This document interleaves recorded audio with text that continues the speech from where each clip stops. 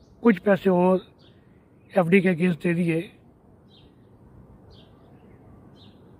हालांकि ये अलाउड नहीं है, मगर बहुत अच्छे लोग भी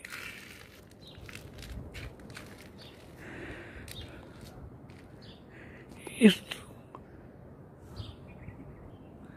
दुनिया के अंदर हैं जो कि आपकी मदद करते हैं, हेल्प करते हैं। एक बात मैं आपको और बताना भूल गया कि जब वो डेड बॉडी वहाँ पर लेकर गए थे, मम्मी की लेके जानी थी, तब भी पैसे की वजह से दिक्कत आ रही थी। तो बाई चांस वहाँ पर जो शंटी जी दिल्ली वाले सरदार जी हैं, पिछले कोविड से केवल अंतिम संस्कार ही करवा रहे हैं, अपनी एम्बुलेंस फ्री देते हैं, और कहीं भी हो, कहीं भी जानो अपनी एम्बुलेंस फ्री देंगे, आपका संस्कार तक करवाएंगे। वो दोनों बाप बेटा लगे हुए हैं। वो उनको भी कोविड हो चुका है 2-3 बार, मगर तब भी वो ये सेवा निभा रहे हैं। उनका नंबर इनको मिल गया, उन्होंने फ़ोन किया तो वो बाई चांस उनकी गाड़ी नोएडा आ रही थी, तो उन्होंने कहा बहन जी कोई बात नहीं, हम आपकी मदद करेंगे। तो उन्होंने उनकी डेड बॉडी वहाँ पहुँचाई, फ्री में पहुँचाई, कोई उनसे पैसा नहीं लिया, और उस बिटिया के हालात देखते हुए उनका अंतिम संस्कार भी उन्होंने ही करवा दिया। तो मेरे को आपको ये घटना सुनाने का केवल एक ही मकसद है कि हमने सबने देख लिया अब कि कोई किसी का नहीं है, कोई भी किसी का नहीं है। वो बच्चे जिनके लिए हम इतने बड़े बड़े मकान बनाते हैं,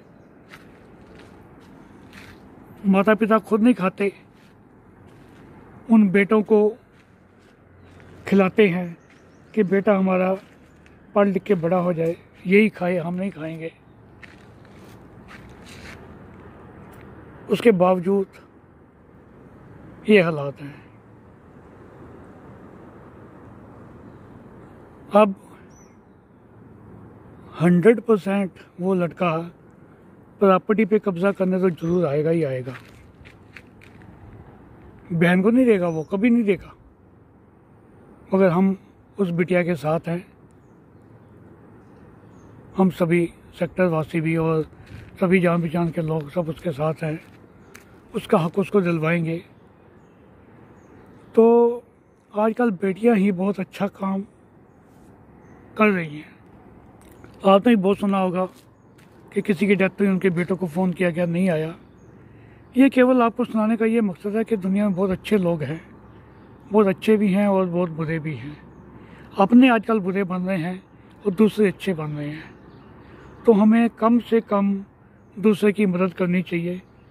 अगर हमारे पास पैसा है तो पैसे से, पैसे नहीं है तो कोई बात नहीं, हम उनकी मदद वैसे भी कर सकते हैं जैसे उनकी बॉडी को शमशान भूमि लेके जाना, उनके साथ खड़े रहना, ऑक्सीजन दिलवाना, उनको फ़ोन नंबर मुहैया करवाना। ये ऐसी बहुत सी बातें हैं। उनके घर में खाना पहुँचाना, ये भी आपको मैं बात बताना भूल गया कि उनके घर में हमने खाना गुरुद्वारे से पहुँचवाना शुरू किया था। हमने फ़ोन किया था गुरुद्वारे को, तो 2 टाइम में बिटिया का खाना उनके घर पे आ जाता था। तो आप ये बातें तो कर सकते हैं ना। उस समय इंसान का दिमाग काम नहीं कर रहा होता, जो आदमी परेशान होता है, और जिसके घर में 2 डेथ हो जाए तो वो वैसे ही काम नहीं करता। तो मेरी सभी साथियों से ये अपील है, इस वीडियो को शेयर करें, ये बिल्कुल चाहिए है ये। तो मैं अपनी फ़ोटो इसमें नहीं डाल रहा कि मैं बार बार ये कहानी सुनाते हुए बहुत भावुक हो रहा हूँ और बार बार मैं वीडियो को बीच में रोक के फिर ऑन करता हूँ, तो इसलिए मैंने इसमें अपनी वीडियो नहीं डाली। अपनी छत के ऊपर खड़ा होकर मैं ये बना रहा हूँ अपने घर की। तो कृपया आप सभी ज़रूर मदद करो, कितनी भी कर सकते हो। बेशक कुछ नहीं है आपके पास, एक गिलास ठंडा पानी का तो आप मरीज़ को पिला सकते हो, उसके जो साथी हैं उनको पिला सकते हो, उनको 2 मिनट बैठने के लिए कह सकते हो, तो देखना आपको कितनी खुशी मिलेगी। तो सबसे उम्मीद है आप इसको शेयर करें ताकि हम सभी एक दूसरे की हेल्प करें। आगे भी ज़माना भी क्या होना है क्या नहीं होना कुछ पता नहीं है। जैसे अब कह रहे हैं कि तीसरी लहर भी आएगी, तो हमें भी वो कमर कसा करना चाहिए। और जैसे मैंने बताया कि 2-2 नाम पे पैसे हैं, तो हमें कुछ ऐसे चेक ब्लैंक साइन करके या कुछ ऐसा या कुछ कैश घर पे रखना चाहिए ताकि ज़रूरत के वक्त हमें वो काम आ सके।